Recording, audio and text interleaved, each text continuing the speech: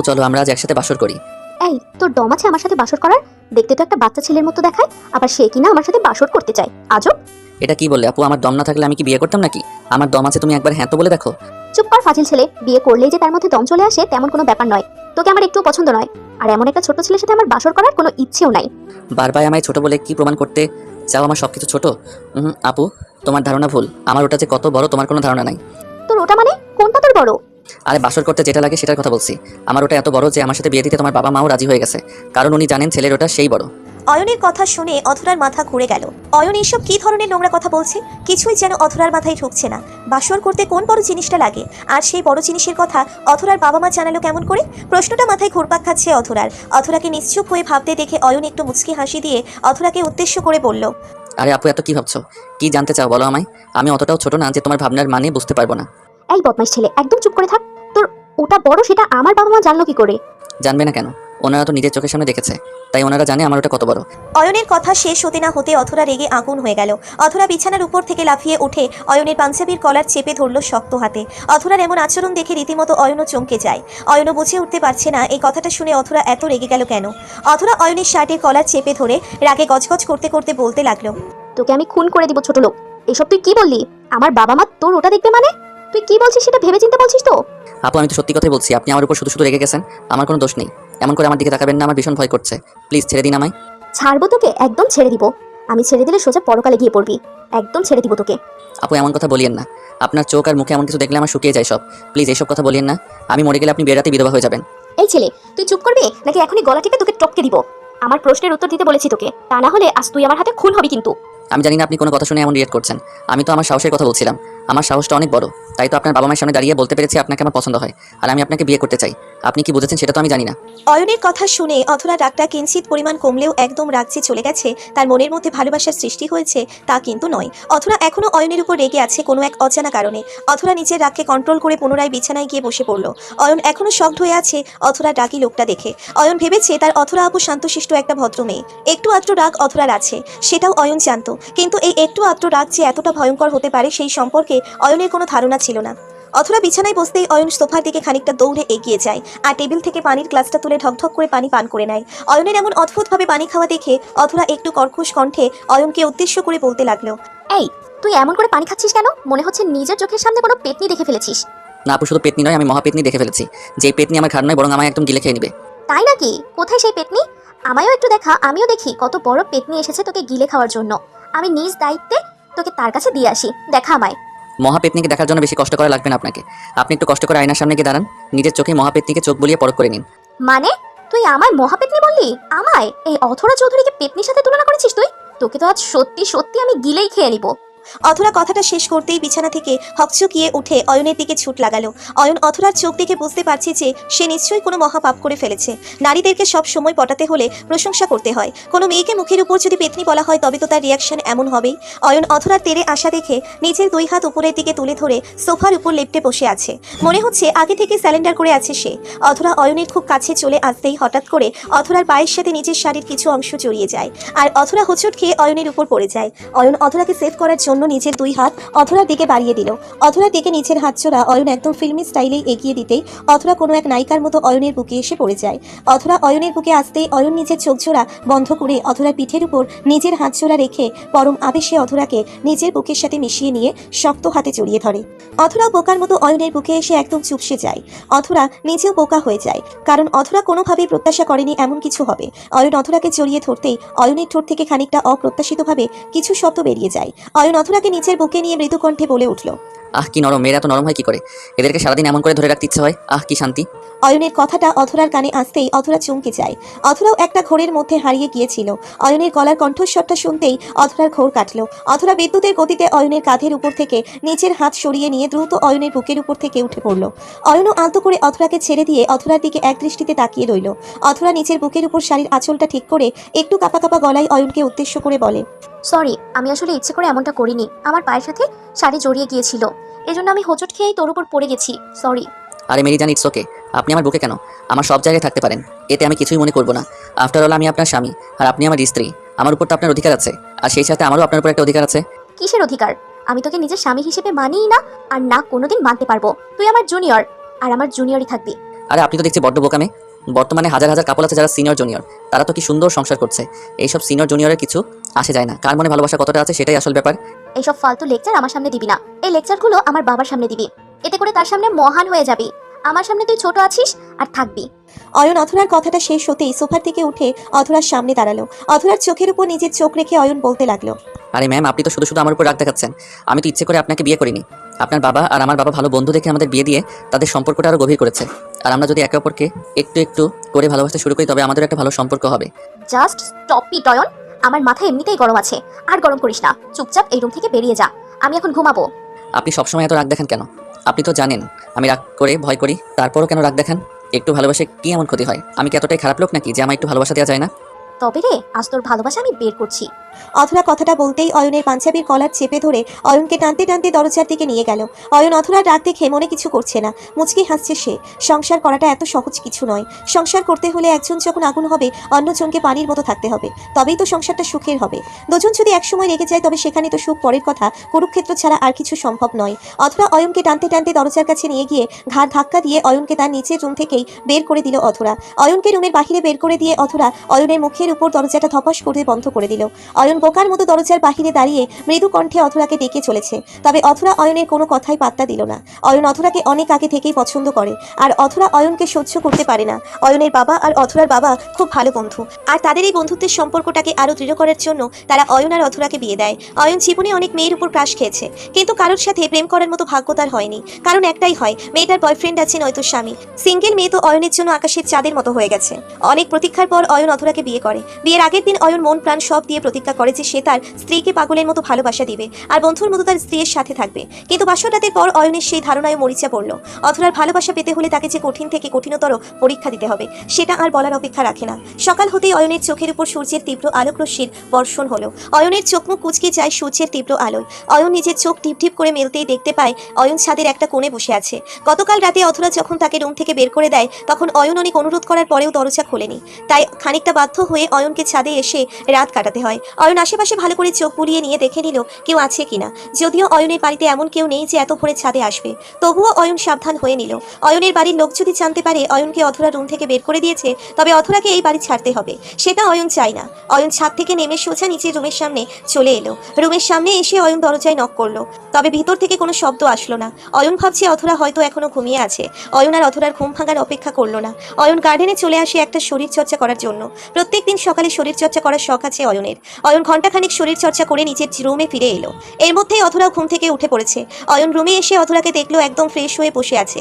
অয়ন অথরার দিকে তাকিয়ে মুচকি হাসি দিয়ে বলল, সুপ্রভাত জনাবা মহারানী, আপনার নিদ্রা কেমন হয়েছে? নিদ্রা তো ভালোই হয়েছে, তবে তোকে দেখার পর মুডটাই নষ্ট হয়ে গেছে। Wow, nice jokes. By the way, আমি একটু ফ্রেশ হয়ে আসি, তারপর আবারও আপনার মাথা গরম করব। যত সব বিরক্তিকর লোক। অয়ন অথরার কথায় কিছু মনে করলো না, সোজা ফ্রেশ হতে চলে যায় সে। ফ্রেশ হয়ে এসে অয়ন রুমে ফিরতেই দেখতে পায় অথরা রুমে নেই। অয়ন অথরাকে রুমে না দেখতে পেয়ে নিচে চলে আসলো। নিচে আসতেই অয়ন দেখতে পায় অথরা নাস্তা করছে। অয়ন সিঁড়ি দিয়ে নেমে খাবার টেবিলের দিকে এগিয়ে গিয়ে অথরার পাশে বসলো। অয়ন অথরার পাশে বসতেই অথরা খাওয়া বন্ধ করে দুম করে বসা থেকে উঠে পড়লো। অয়ন অথরার এই ব্যবহারে একটু অবাক হয়ে যায়। অথরার মাও এই ব্যাপারটা লক্ষ্য করে অথরাকে উদ্দেশ্য করে বলে উঠল, এ কি অথরা, তুমি খাওয়া ছেড়ে উঠে পড়লে যে? বসো, খাবারটা খেয়ে তারপর উঠবে। না আন্টি, আসলে আমি সবার সাথে বসে খাবার খেতে পারি না। আমার খাওয়া হয়ে গেছে, আমি উঠছি। মানে সবার সাথে বসে খাবার খেতে পারো না? এই কথার মানেটা আমি বুঝতে পারলাম না। কাকে উদ্দেশ্য করে কথাটা বলেছো? নিজের মায়ের কথাটা শেষ হতেই অয়ন একটু হেসে নিজের মাকে উদ্দেশ্য করে বলতে লাগলো, আরে মা, তুমিও না সব কথা নিয়ে তর্ক শুরু করে দাও। অধরাকে ওর মতো একটু থাকতে দাও। তুমি বরং আমায় খাবার দাও, আমার খুব ক্ষুধা লেগেছে। কি জানি বাবু, আজকালকার ছেলে মেয়ের মতিমতলেও পৌঁছা দেয়। কখন কি বলবে আর কখন কি করবে সেটা আমাদের মতো মানুষেরা বুঝে উঠতে পারবে না। অথরা টেবিল থেকে উঠে হন হন করে উপরে চলে যায়। অয়ন মুচকি হেসে খাবার খেতে লাগলো। অথরার এমন আচরণটা একটু বেশি হয়ে গেছে। অয়ন চেয়েছে অথরার সাথে একটু একটু করে মানিয়ে নিতে, তবে অথরা পরিবারের সবার সামনে যদি এমন রিয়াক্ট করে তবে তো সেটা বিপরীত হয়ে যাবে। অয়ন চুপচাপ খাবার শেষ করে নিচের রুমে চলে যায়। করিডোর দিয়ে হাঁটার সময় অয়নের শরীরের মধ্যে একটু অসুস্থতা বোধ হতে থাকে। গতকাল রাতে ছাদে ঘুমিয়েছিল বলে হয়তো। অয়ন আবার একটু বেশি ঠান্ডা বা একটু বেশি গরম সহ্য করতে পারে না। জ্বর চলে আসে অয়নের। অয়ন করিডোর দিয়ে রুমের দিকে এগিয়ে যেতেই হঠাৎ করে অয়নের কানে ভেসে আসতে লাগলো অথরার কণ্ঠস্বর। অথরা হয়তো ফোনে কারোর সাথে কথা বলছে। অয়ন দরজার উপরে দাঁড়িয়ে অথরার কথা শোনার চেষ্টা করছে। অথরা ফোনের মধ্যে কাউকে উদ্দেশ্য করে বলছে, আরে তুই কি পাগল? আমি ওর মতো একটা ছেলেকে কখনো নিজের স্বামীর জায়গা দিতে পারবো না। ওর মতো ছোট লোক আমার পায়ের নিচে থাকারও যোগ্যতা রাখে না। আর তুমি বলছো ওর সাথে আমার কেমনে কি? শোনো, আমি এই পরিস্থিতিতে থেকে পাগল হয়ে যাচ্ছি। বিকেলে মিট করে সব বলবো, ওকে? এখন রাখছি, বাই। অথরা কথা শেষ করে ফোনটা কাট করলো। অয়নের মনে একটা প্রশ্নের উদয় হয়েছে। অয়ন ভাবছে কার সাথে অথরার কথা বলছে, আর স্বামী স্ত্রীর মধ্যেকার ব্যাপার দ্বিতীয় কাউকে বলতে নেই। অথরা কার কাছে সবটা এতটা সহজে শেয়ার করে দিচ্ছে? অয়নের মনের মধ্যে এই প্রশ্নটা চেপে বসে আছে। অয়ন রুমে ঢুকে নিজের বিছানার দিকে এগিয়ে যায়। বিছানায় এসে অয়ন শুয়ে পড়তেই অথরা অয়নকে উদ্দেশ্য করে বলতে লাগলো, আমি বিকালে বাইরে যাব। আমি যাবার সময় বাড়ির কেউ যেন আমায় কিছু জিজ্ঞেস না করে। ও আচ্ছা ঠিক আছে, কেউ কিছু জিজ্ঞেস করবে না, তবে আমায় বলতে হবে আপনি কোথায় যাবেন আর কখন ফিরবেন। অয়নের কথা শুনে অথরার ভীষণ রাগ হলো। অয়ন একটা জুনিয়র ছেলে হয়ে অথরার কাছে কৈফিয়ত চাইছে। এই কথাটা অথরার পছন্দ হলো না। অথরা মুখটা ভারী করে রাগী কণ্ঠে অয়নকে উদ্দেশ্য করে বলতে লাগলো, এই, তোর সাহস তো কম না, আমার থেকে কৈফিয়ত চাইছিস? তুই জানিস না আমি কে? আমার যা ইচ্ছা হবে আমি তাই করব। আমি কারোর কাছে কৈফিয়ত দিতে বাধ্য না। হয়তো আপনি কৈফিয়ত দিতে বাধ্য না, তবে একটা কথা কোনোভাবেই ভুলবেন না যে আমি আপনার স্বামী, আর আপনার কিছু হয়ে গেলে সেই দায় আমার উপর এসে বর্তাবে। তাই আমার সব কিছু জানা আবশ্যক। তোর কাছে কৈফিয়ত দেওয়ার মতো প্রয়োজন বোধ আমি মনে করি না। আমি জাহান্নামে যাব না বেহেশতে যাব সেটা আমার একান্ত ব্যক্তিগত ব্যাপার। এই জায়গায় আমি কারোর কোনো কথা শুনতে চাই না। আপনি হয়তো অনেক কিছু চাইছেন না, তাই বলে তো আর সবটা এড়িয়ে যেতে পারেন না। আপনি যদি আমার প্রশ্নের উত্তর না দেন তবে আমায় আপনার সাথে যেতে হবে, আর সেটা আপনার ইচ্ছাই হোক বা অনিচ্ছাই, আমার সাথে করে নিয়ে যেতেই হবে। তোর এত বড় সাহস, আমার মুখের উপর কথা বলছিস? আজ তো তোকে আমি একদম শেষ করে ফেলবো। অথরা রাগে গজগজ করতে করতে অয়নের দিকে এগিয়ে যায়। অয়ন বিছানায় শুয়েই আছে। অথরা তেড়ে এসে অয়নের গলার উপর নিজের হাত রাখতেই একটু থমকে যায়। অয়নের চোখের দিকে তাকিয়ে অথরা দেখতে পায় চোখের কোণে খানিকটা নোনা জল জমেছে। অথরা বুঝতে পারল না অয়নের চোখ মুখ এমন ফুলে আছে কেন, কি হয়েছে তার। অথরা নিজের রাগটাকে হারিয়ে ফেলল। অয়নের কপালে হাত ছুঁয়ে দিয়ে অথরা বলতে লাগলো, এই, তোর শরীরটা এত গরম কেন? মনে হচ্ছে পুড়ে যাবে সব। কি হয়েছে তোর? তোর শরীর ঠিক আছে তো? সেটা জেনে আপনি কি করবেন? ছাড়ুন আমার কথা, আমি মরে গেলে আপনার সুবিধা হবে। দোয়া করেন যেন তাড়াতাড়ি মরে যেতে পারি। চুপ কর, একদম বাজে কথা বলবি না। আর যদি এসব কথা বলিস তো তোর মুখ আমি নিজেই বন্ধ করে দেবো। এত জ্বর আসলো কেমন করে? সত্যি করে বল আমায়।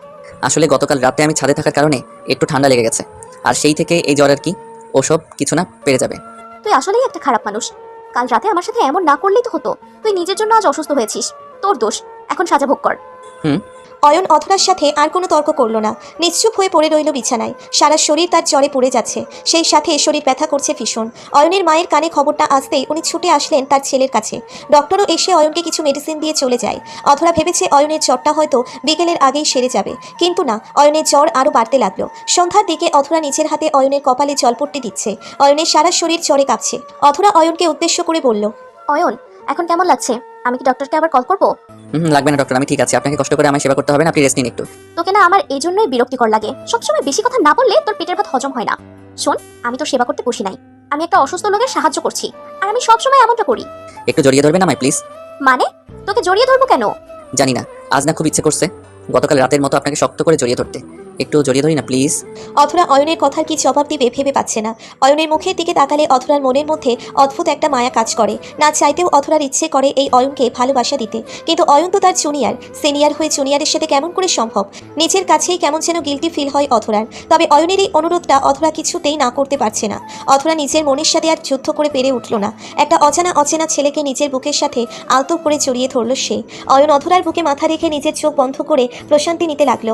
সব সময় যে ছেলেদের বুকে প্রশান্তি লুকিয়ে থাকে তা কিন্তু নয়, মেয়েদের বুকেও অনেক প্রশান্তি থাকে। শুধু প্রয়োজন হলো সেই প্রশান্তি গ্রহণ করার মতো মানুষ থাকতে হয়। অয়ন অথরার বুকে মাথা রেখে প্রশান্তি নিতে নিতে অথরাকে উদ্দেশ্য করে বলল, সত্যি বলছি, আপনার বুকে অনেক প্রশান্তি পাচ্ছি। ইচ্ছে করছে এই বুকে সারা জীবন এমনভাবে লেপ্টে থাকি। এসব ফালতু কথা বাদ দিয়ে একটু ঘুমানোর চেষ্টা কর।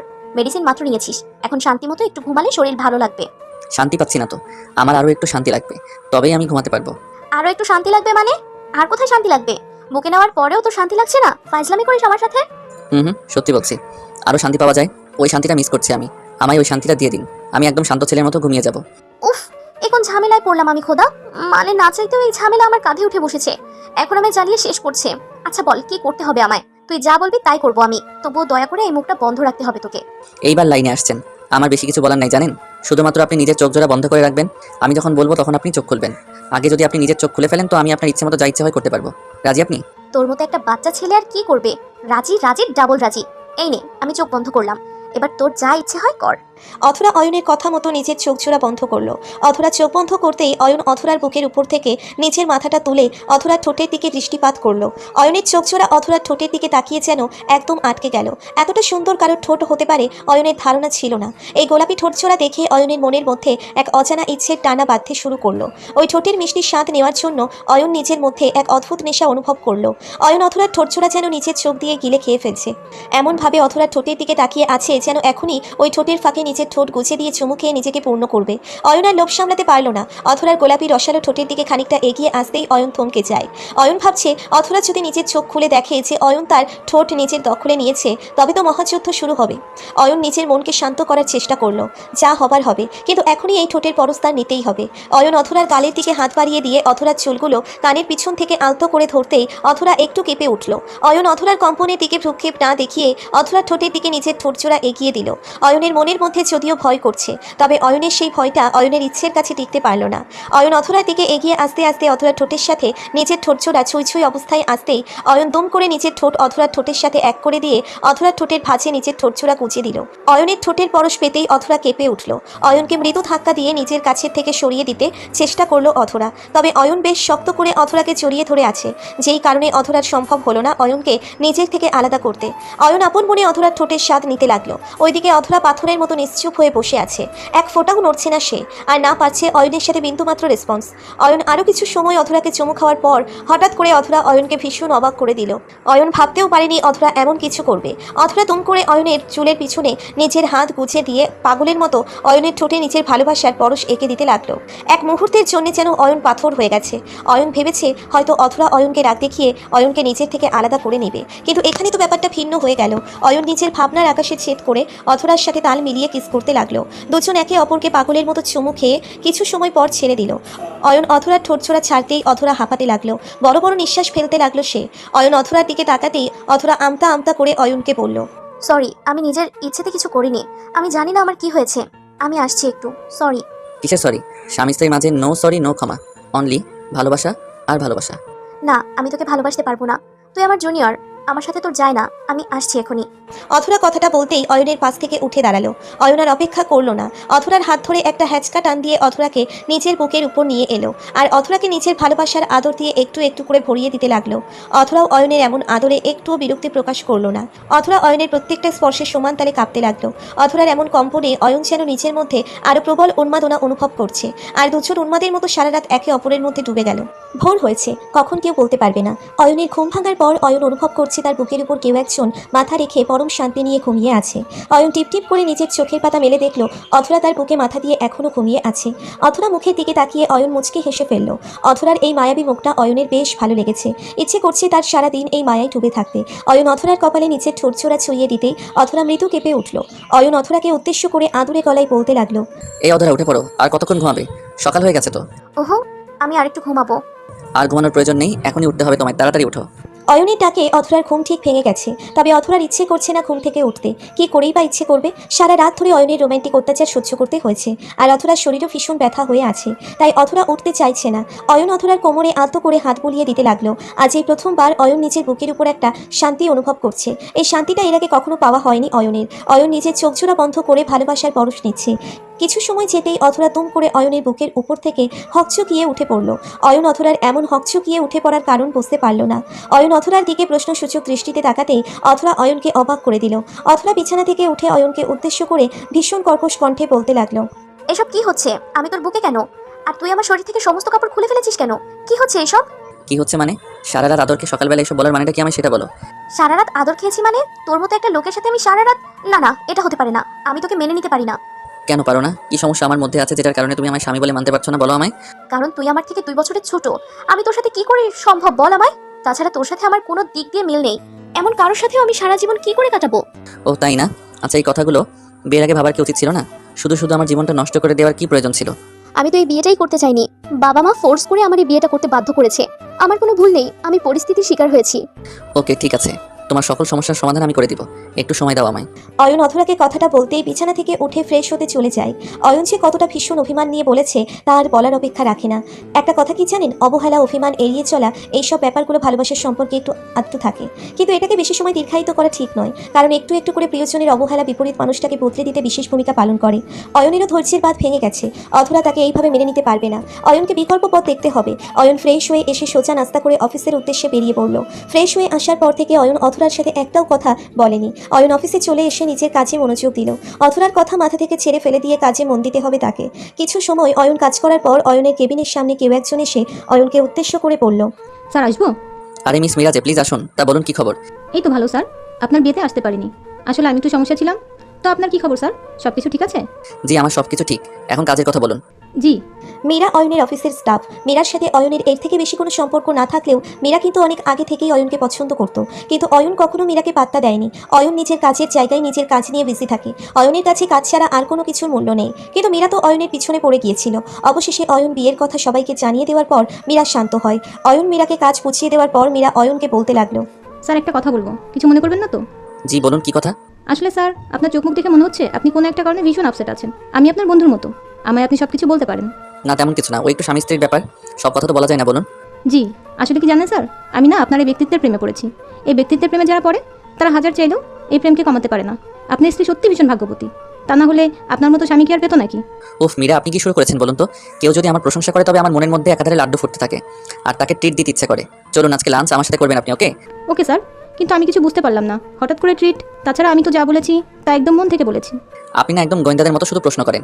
ট্রিট দিয়েছি মানে আমার ইচ্ছে হয়েছে তাই দিয়েছি, আর আপনাকে আসতে হবে মানে আসতেই হবে, আমি কোনো অজুহাত শুনতে চাই না, ব্যাস। ওকে স্যার, ঠিক আছে, আমি আসবো। এই তো গুড গার্ল, এখন একটু কাজ করে নেই কেমন? আপনি এখন আসতে পারেন। অয়নের কথার মানে মীরার কাছে একটু অব্যক্ত। মীরা বুঝতে পারছে না হঠাৎ করে অয়ন কেন তাকে ট্রিট দিল।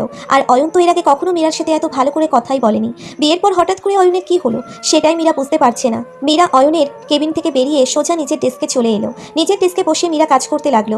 ওইদিকে মীরা চলে যাবার পর অয়ন নিজের কেবিনে বসে কোনো একটা কারণে মুচকি মুচকি হাসছে। অয়নের হাসির কারণটা শুধুমাত্র অয়ন নিজেই জানে। দুপুরের দিকে অয়ন দ্রুত ফ্রেশ হয়ে মীরাকে নিয়ে গাড়ি করে চলে আসে একটা রেস্টুরেন্টে এসে অয়ন এদিক ওদিক ভালো করে পরখ করে নিয়ে মীরাকে বলল সামনের সিটে বসতে, আর অয়ন তার মুখোমুখি হয়ে বিপরীতে বসলো।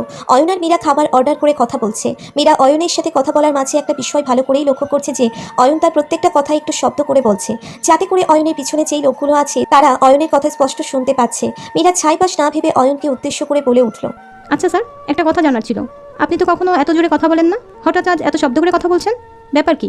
ও মীরা, তোমার আর কতবার বলবো আমি যে আমায় স্যার বলো না, সরাসরি নাম ধরে রাখবে। জানো তোমার মুখে আমার নামটা শুনতে পেলে আমার মনটা ভরে যায়, কলিজাটা ঠান্ডা হয়ে যায় একদম।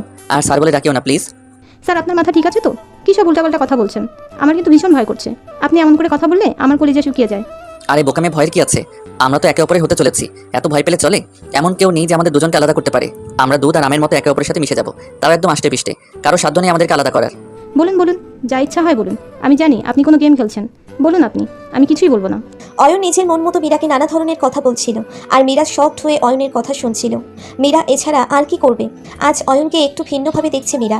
এই অয়ন আগের অয়ন নেই, সম্পূর্ণ বদলে গেছে অয়ন। আসলে অয়ন সত্যি সত্যি একটা গেম খেলছে। অথরা অয়নের পিছনে বসে আছে। অথরা নিজের বান্ধবী সিমির সাথে কথা বলতে এখানে এসেছে। গতকাল বিকেলে এই সিমির সাথেই অথরার ফোন আলাপ হয়েছে। অয়ন জানতো অথরা লাঞ্চ করতে এখানেই আসবে, তাই অয়ন মীরাকে ট্রিটের নাম করে এখানে নিয়ে এসে এমন নাটক করা শুরু করেছে যাতে করে অয়ন দেখতে চেয়েছে অথরার রিয়াকশনটা কেমন হয়। অথরা যদি মন থেকে অয়নকে ভালোবেসে ফেলে আর অথরার কাছে এই সম্পর্কের মূল্য থাকে, তবে অথরা একটা কুরুক্ষেত্র বাঁধিয়ে দিবে, আর অয়ন সেটাই চায়। অয়ন আর মীরা অনেকটা গরম রেস্টুরেন্টে বসে কথা বলার পর পুনরায় অফিসে চলে যায়। অয়ন অফিসে এসে নিজের কেবিনে বসে মিটমিট করে হাসছে। আসল খেলা বোঝা যাবে রাতে বাড়ি ফেরার পর। অয়নকে অবহেলা করা সারা জীবনের মতো ঘুচিয়ে দিবে অয়ন। রাতে অফিস শেষ করে অয়ন বাড়ি ফিরল। বাড়ি আসতেই অয়ন সোজা নিচের রুমে চলে আসে। রুমে এসে অয়ন একটু ফ্রেশ হয়ে নিজেই দেখতে পায় অথরা গাল ফুলিয়ে সোফার উপর বসে আছে। অথরাকে দেখে অয়ন বেশ বুঝতে পারছে অথরা রেগে আছে। অয়ন তো এটাই চাইতো যে অথরা যেন এমনভাবেই রেগে থাকে, আর তাই হয়েছে। অয়ন নিজে থেকে অথরাকে কিছু বলল না। অয়ন রুম থেকে বেরিয়ে যাবে ঠিক এমন সময় অথরা ভীষণ গম্ভীর কণ্ঠে অয়নকে উদ্দেশ্য করে বলতে লাগলো, এই, আমার তোর সাথে কিছু কথা আছে, রুম থেকে যাবি না তুই? আমার সাথে আবার কি কথা আছে আপনার? আর আমায় একদম তুই তকারি করে ডাকবেন না, মিনিমাম সম্মানটুকু শিখতে পারলেন না আপনি, সত্যি আফসোস হয় আমার। তাই না? অনেক আফসোস হয় তোর? তোর সম্মান চাইতো নাকি? অনেক সম্মান দিব আমি, এখনই দিব। আগে আমার কথার জবাবটা ঠিক মতো দে। আপনার থেকে সম্মান আর ঘোরার থেকে ডিম আশা করা দুটোই এক কথা। বলুন কি বলবেন, আমার আবার সময় কম আছে। হ্যাঁ, সময় তো কম থাকবেই, কারণ ওই রেস্টুরেন্টে মেয়েটার সাথে লটর পটর করতে হবে তো। আমার প্রশ্ন হলো ওই মেয়েটা কে, আর ওর সাথে তোর কি সম্পর্ক? আমার ব্যক্তিগত ব্যাপার, আমি কারোর সাথে শেয়ার করি না। কসম অয়ন, আমার হাতে কিন্তু তুই এক্ষুনি খুন হবি। আমি আমার উত্তর ঠিক মতো না পেলে আজ এখানে রক্তের বন্যা বয়ে যাবে, এই আমি বলে দিচ্ছি। মানুষ না ডাকাত আপনি, কথায় কথায় খুন করার হুমকি দেন। ওই মেয়ে আমার হবু বউ, আমি ওকে নিজের জীবনের থেকেও বেশি ভালোবাসি, ওকে আমি বিয়ে করব। ও তাই নাকি? ওই মেয়ে তোর জীবনের থেকেও বেশি দামি? আজ তোর এই জীবনটাই আমি নিয়ে নেব, তারপর দেখবো তোর জীবনের থেকেও বেশি দামি ভালোবাসা কোথায় যায়। আমার সাথে প্রতারণা করা, এই অধরা চৌধুরীর সাথে প্রতারণা, তোকে তো আজ আমি। অথরা কথাটা শেষ করতেই ভীষণ রেগে যায় আর দৌড়ে এসে অয়নের গলা শক্ত হাতে চেপে ধরে। অয়ন এমন কিছু হতে পারে আশা করতে পারেনি। অথরা অয়নের ধাক্কা দিয়ে বিছানায় ফেলে অয়নের বুকের উপর উঠে বসে একটা ছুরি বের করে অয়নের গলা বরাবর ধরল। ছুরি আর অথরার রাগ এই দুটো দেখে ইতিমধ্যেই অয়নের অবস্থা খারাপ হয়ে গেছে। অয়নের মনে হচ্ছে অয়ন অথরার জায়গা মতোই আঘাত করেছে। অথরা অয়নকে উদ্দেশ্য করে রাগে গজগজ করতে করতে বলতে লাগলো, পুরুষ মানুষ আসলেই লজ্জা হয়, একটা মেয়ে দিয়ে ওদের হয় না, 10 জন লাগে 10 জন। তুইও সবার মতো, আজ তোকে খুন করে আমি নিজে খুন হব।